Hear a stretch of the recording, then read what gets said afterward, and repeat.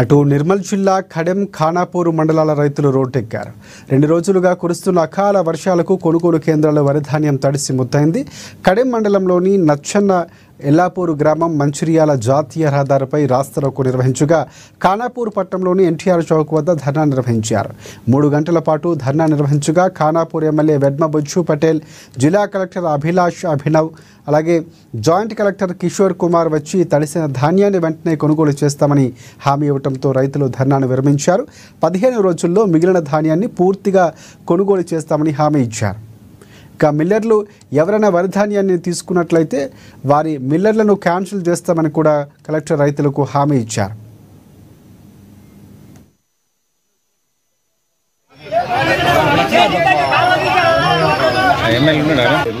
తాటిపత్రులు లేవు, అన్ని తడిసిపోతున్నాయి. దయచేసి తాటిపత్రులు మీ అందరికీ మాటిస్తాం.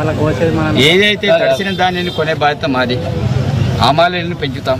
ఇది తడిసిన ధాన్యాన్ని కొంటానని నేను ఆల్రెడీ నిన్ననే రాత్రి ఒక వీడియో రిలీజ్ చేశాను. మీకు కొందరికి వచ్చి ఉంటుంది, రాకపోవచ్చు, మీరందరూ రైతులు కాబట్టి నేను ఈ రోజు నా యొక్క ప్రత్యేకించి పొద్దున్నుంచి షెడ్యూల్ ఏంటిది, కేవలం తడిసిన ధాన్యాన్ని చూద్దామనే కాన్సెప్ట్ తోటి నేను తిరుగుతాను. కానీ దీని మీదుగా నేను నిన్నే కలెక్టర్ తోటి మాట్లాడి ఆల్రెడీ కలెక్టర్ గారు కూడా రప్పిస్తున్నాను. ఇది మీ అందరితోటి మాట్లాడాను కాదు, కొందరితోటి పిలిపించుకొని సమస్య ఏంటి, మీ ఒక 5గురు వస్తారు, మాట్లాడతారు. మేడం ఇది తను వచ్చారు, ఆడు గారు వచ్చింది, అందరు కూడా వచ్చారు, ప్రత్యేకించి దీనికోసం వచ్చింది. కాబట్టి మీరు ఏదన్నా సామరస్యంగా చేస్తే పరిష్కారం అయితే ఇప్పుడు తర్వాత రైతుకి ఎంత అనుకూలంగా ఉన్నారు మన అందరికీ తెలుసు. దీంట్లో మోమాటం లేదు. నిర్మల్ జిల్లాలో ఇంతకుముందు DCMSకి మీ అందరికీ తెలిసిన ఉంటుంది. DCMS వాళ్ళకి చాలా వరకు మన ప్యాడీ సెంటర్స్ ఇచ్చిన వాళ్ళు ఐడియా ఉందో. ఎంటైర్ జిల్లా చెప్తున్నాను, ఖానాపూర్ చెప్పట్లేము.